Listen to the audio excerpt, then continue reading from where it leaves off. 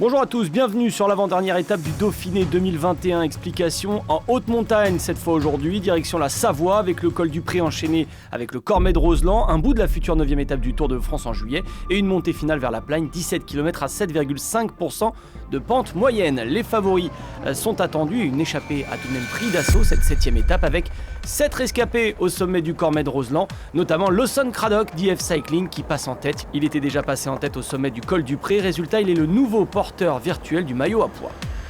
Avec lui, dans cette aventure, les mieux classés au général, son coéquipier Michael Valgren, mais aussi Kenny Elissonde, le petit grimpeur de la Trek Segafredo.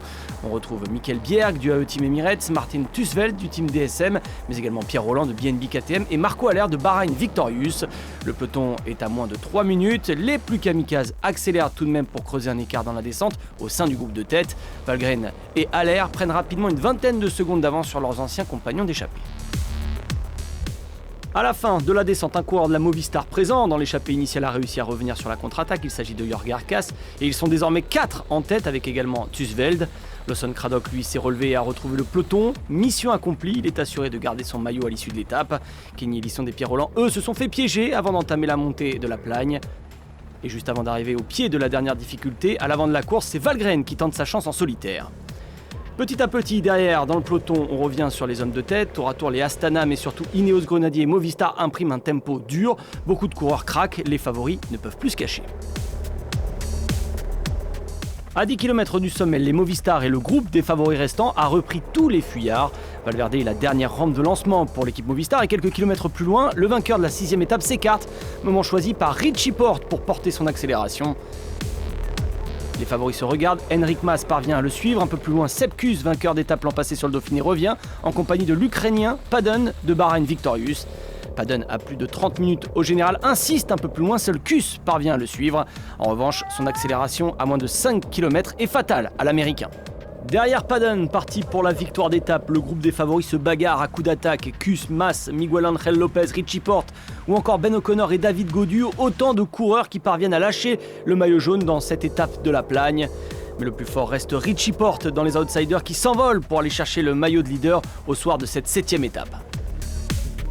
Paden arrive, il a surpris tous les favoris aujourd'hui pour s'offrir sa première victoire en World Tour sur la montée de la Plagne. Bravo à l'Ukrainien qui décroche sa 5e victoire chez les professionnels.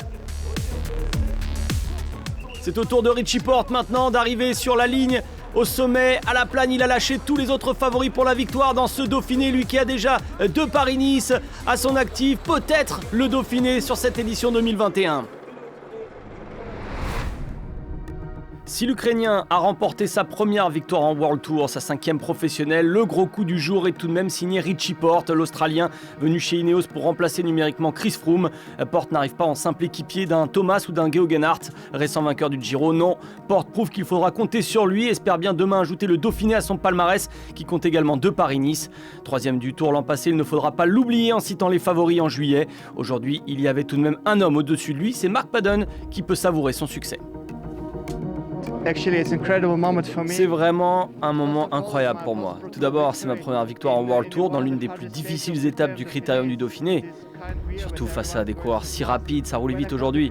Quand j'ai passé la ligne, j'y ai pas cru. Je voulais me réveiller, je voulais me pincer, mais je me suis rendu compte que c'était pas un rêve et je remercie le ciel pour ça. Mark Paden remporte une première épreuve World Tour, il devance Porte pour 34 secondes, Miguel Angel Lopez termine à 43 secondes, à noter la belle tenue des Australiens, 3 dans le top 5.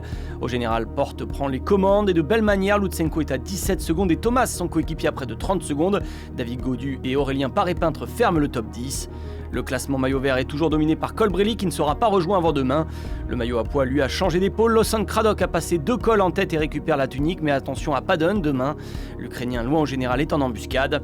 Enfin le maillot blanc en change de propriétaire aujourd'hui. Van Wilder a craqué au pied de la montée de la Plagne. Les Français Gaudu et Paré-Peintre en ont profité et il devrait s'expliquer demain pour la victoire finale. David Gaudu partira avec 5 secondes d'avance sur le coureur d'AG2R Citroën.